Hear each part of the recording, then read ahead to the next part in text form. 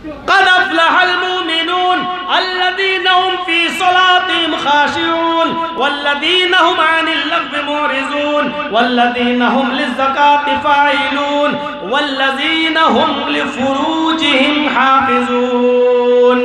आज के मुआशरे और सोसाइटी और आज के समाज पर जबरदस्त कुरान करीम की इस आयत को इस रुकू में पेश किया गया। और जो अपने गुप्तांग की, अपनी शर्मगाह की हिफाजत करते हैं, दो माना है इसका शर्मगाह की हिफाजत का। ये नाभि जिसको आप बोलते हैं बंगला में, नाफ से लेकर घुटने तक इतना हिस्सा मर्द से भी छिपाएगा। इतना याद रखिएगा, नाफ से लेकर घुटने तक, यहाँ से यहाँ तक इतना हिस्सा मर्द से भी छिपाएगा और इतना हिस्सा औरत से भी छिपाएगी। मर्द के इस सतर पर नजर नहीं डाल सकता और इतना हिस्सा औरत भी किसी औरत के जिस्म पर, सतर पर, इतने हिस्से पर नजर नहीं डाल सकती शरीयत की नजर में। अब सुबह वॉकिंग में जाना और टहलना और सिर्फ पैंटी पहन लेना, अंडरवियर इतना घुटने से ऊपर और उसी में जॉगिंग करना जेब देता है। और फिर जब मर्द का ये हिस्सा नहीं देख सकता तो फिर लड़कियों का उस हिस्से पे नजर डालना और यहां से लेकर यहां तक का हिस्सा लड़की से भी, औरत से भी छिपाएगी। लेकिन आज घुटने से ऊपर जितना कपड़ा आ रहा है उतनी ही वो आज मॉडर्न लड़की कहलाई जा रही है। एक बात मैं डंके की चोट पे कहता हूं, और ये बात यहां नहीं बंबई वगैरह में कहता हूं मैं, क्योंकि बंबई वगैरह का माहौल ज़्यादा वैसा है। एक पहचान बताई है मैंने, जिस लड़की के जिस्म पर जितने कम कपड़े आप देखो, आज भी ये पहचान बता रहा हूं आपको, मेरी माँ बहनें भी सुन रही हैं, सुने, और उन्हीं को सुनाने के लिए मैं बोल रहा हूं। जिस लड़की के जिस्म पर जितना कम कपड़ा होगा, समझ लेना कि ये उतने ही बड़े बाप और उतने ही अमीर बाप की बेटी है। कपड़ों के साइज की कमी उनके माँ बाप की दौलत का एड्रेस देती है, पता बताती है कि इनका बाप कितना अमीर है।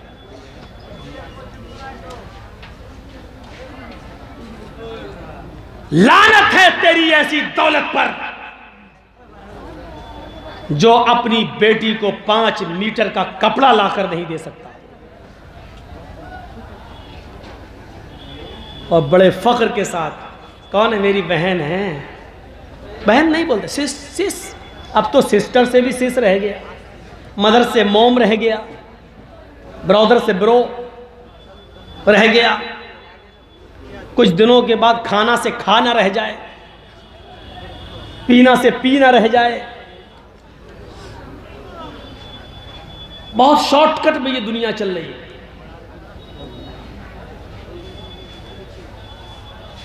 लानत है से कौन? सिस्टर। कौन है? मेरी वाइफ। बंबई के अंदर मेरा फुफेरा भाई अभी टाटा हॉस्पिटल में, उसका पैर अभी काटा गया है पूरा कैंसर की वजह से। मैं वहीं था, पूरा 1 महीना मैं वहीं रहा हूँ, और अभी कल का प्रोग्राम करके फिर वहीं जाना है, क्योंकि अभी वो बॉम्बे से हॉस्पिटल से तो छुट्टी मिल गई, लेकिन अभी बार बार जाना पड़ रहा है हर दूसरे तीसरे दिन उसको लेके। उसके बाप नहीं है, माँ नहीं है, तो हम ही एक अकेले उसको बेचारे का लेके पड़े हुए हैं वहाँ। 70 साल की बुढ़ियाँ भी लगती नहीं है कि 70 साल की, कौन सा पेंट करती हैं चेहरे पर। हाँ, ये अलग बात है कि पानी अगर डाल दिया जाए या बारिश हो जाए तो उनके बच्चे भी उनको पहचान नहीं पाएंगे, ऐसे निकलते। पता नहीं कौन सा सामान लगाती हैं कि वो 70 साल की भी लगती 17 साल की है, हॉस्पिटल में भी नहीं पहचान पा रहे। इस मेकअप ने इंसान को ऐसा बना दिया, कितना खतरनाक। और जब 70 साल की बुढ़ियों में भी जवानी चढ़ी है तो उनकी 18-16 साल की लड़कियों में फिर कैसी ओरियानियत हो। ताज्जुब करेंगे आप। यूरोप कंट्री में फ्रांस ने एक ड्रेस बनाया है, ड्रेस जिस ड्रेस को पहनकर लड़की बाथरूम में जाकर नहा ले, बस नहाने के लिए उसको पहने और बाथरूम में अपने गुस्ल खाने में जाकर उसको पहनकर नहा ले। यानी वो बाहर पहनने के लायक नहीं है, वो सिर्फ अंदर बाथरूम में उसको पहनकर शावर वगैरह से नहाने के लिए बस उसको नहा ले, फिर टॉवल वगैरह से पोंछ कर कपड़े अपने बदल कर वहां से बाहर निकल आए। वो इसलिए बनाया था फ्रांस ने। और उस ड्रेस को अभी तक फ्रांस में भी किसी लड़की ने पहनकर सफर नहीं किया है, ट्रेवल नहीं किया फ्रांस में भी। फ्रांस की गलियों में भी उस ड्रेस को पहनकर कोई लड़की भी फ्रांस की गली में नहीं निकली है। वो ड्रेस जब इंडिया में आता है और इंडिया के बड़े शहर बॉम्बे में आता है तो बॉम्बे की एक लड़की ने उस ड्रेस को पहना है और उसको पहनकर अपने घर से जूहू चौपाटी तक उसी ड्रेस में जाती है, उसी ड्रेस में। और आपको मालूम है वो लड़की कौन है? वो लड़की एक मुसलमान है। और आपको यह भी बता दूं कि वो किसकी लड़की है, नाम नहीं बताऊंगा। वो लड़की भी एक बहुत बड़े हाजी की लड़की।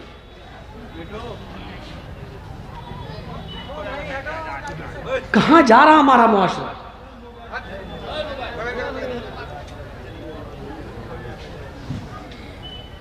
जिस महाराष्ट्र के अंदर और महाराष्ट्र की मिनी राजधानी कैपिटल नागपुर के अंदर षड्यंत्र रचे जा रहे हों,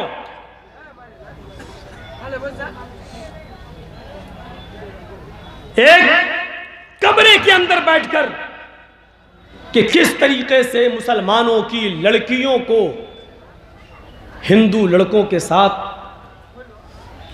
उनका लव शुरू करवाया जाए और उनकी कोर्ट मैरिज करवाई जाए और उन मुसलमान लड़कियों से हिंदू औलादें पैदा की जाएं। ये सारी बातें आज एक संगठन और एक तंजीम के ज़ेरे साए हो रही हो और इस कारनामे को ऐसे अंजाम दिया जा रहा है कि कॉलेज और यूनिवर्सिटियों में वैकेंसी निकाली जाती है, वैकेंसी इतनी सीटें खाली हैं अल्पसंख्यक अकलियत के लिए। और जब उन कॉलेजेस और यूनिवर्सिटियों में मुसलमान लड़के उस वैकेंसी को देखकर जाते हैं और अप्लाई करते हैं तो कहा जाता है कि लड़कों के लिए जितनी सीटें थी वो भरी जा चुकी हैं, अब जो सीटें खाली हैं वो लड़कियों के लिए हैं। और फिर वो सीटें लड़कियों से पुर की जाती हैं, सिर्फ मुसलमान लड़कियों से। और जाहिर है को एजुकेशन में जब लड़के और लड़कियां एक साथ बैठकर पढ़ेंगे तो माफ कीजिएगा,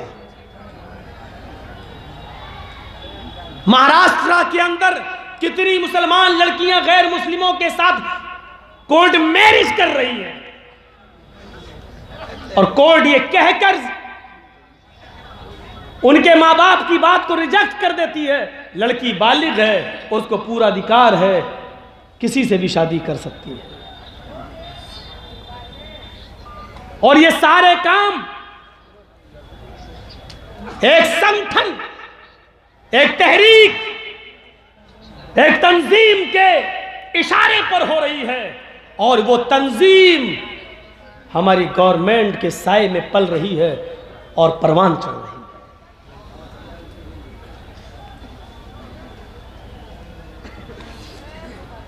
ऐसे ऐसे आप देख लीजिए, बंगाल के अंदर ऐसी लड़कियों को लाया जा रहा है और फिर डिबेट में बिठाया जाता है।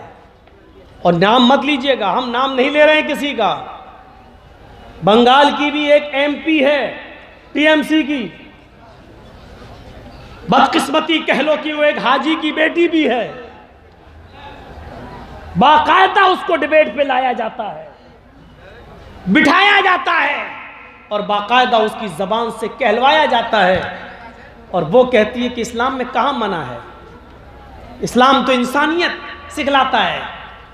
अगर हमने किसी गैर मुस्लिम से शादी कर ली तो क्या वो इंसान नहीं है? और इंसान का पाठ सबसे ज्यादा तो हमारे धर्म ने, हमारे मजहब ने पढ़ाया है। ये इस्लाम का प्रचार करेंगी टीवी डिबेटों के अंदर, ये जाके इस्लाम का इंट्रोडक्शन कराएंगी और परिभाषा बतलाएंगी कि इस्लाम क्या है। ऐसे लोगों को बिठाया जाता है, ऐसे लोगों। और बदकिस्मती से एक चैनल वाले ने मुझे भी बुलाया था, सोचा कि जर्जी साहब बहुत चैलेंज करते हैं, डिबेट बुलाऊं। गया, एक पर्चा मेरे हाथ में पकड़ा दिया, सवाल 5 मिनट के बाद कहने लगा कि पढ़ लिया सवाल? मैंने कहा जी, करिए, इसका जवाब मैं दूंगा। उसने कहा नहीं आपको जवाब नहीं देना है। हमने कहा क्यों, क्या हुआ? उसने दूसरा पर्चा पकड़ा दिया, ये सवाल थे, ये जवाब है, आपको ये जवाब देना है। मैंने कहा सवाल भी आपके, जवाब भी आपके? कहा जी। मैंने कहा मेरा फायदा? बोला 10,000 रुपये दे दूंगा बाद में। मैंने कहा सवाल आपके सख्त हैं, मुझे कबूल हैं, मंजूर हैं, लेकिन जवाब मुझे आपके मंजूर नहीं है। जवाब वो है, जवाब तो मैं दूंगा। बोले फिर आपको डिबेट में नहीं रखा जाएगा। मैंने कहा और जो लोग आते हैं, मुसलमान लोग, मौलाना लोग, साफ कह रहा है, क्या मालूम है, सब 10,000 रुपये लेते हैं। इसीलिए मैंने बंगाल की धरती पे कहा था कि जो आज डिबेट में बैठ रहे हैं जो मौलवी लोग, ये हमारे कायद नहीं है, हमारे रहबर नहीं है, हमारी आवाज ये नहीं उठा रहे हैं। इस धोखे में मत रहिएगा आप। मजा तो तब है सवाल आपका हो, जवाब हमारा हो। नहीं, सवाल ये है, जवाब ये देंगे। उसमें एक सवाल 3 तलाक के ऊपर भी था, और यह भी कहा गया था कि आप तो अहले हदीस हैं, आप तो 3 तलाक को 3 मानते ही नहीं, तो आप इसका जवाब दीजिए और बताइए कि मोदी ने जो कानून बनाया बहुत अच्छा। मैंने कहा वो हमारा पर्सनल मसला है, 3 तलाक 3 या 1 ये हमारे घर की लड़ाई है, लेकिन इसके जवाब में आप ये हमसे कहलवा रहे हैं कि मोदी जी ने बहुत अच्छा काम किया है। तुम्हारे जवाब को मैं अपने पैरों के बूट के नीचे रखता हूं, नहीं मानता तुम्हारा ये मसला। फाड़ दिया मैंने वो उसका जवाब। किराया भी मेरा गया, भाड़ा भी मेरा गया, उसने 1 रुपया नहीं दिया।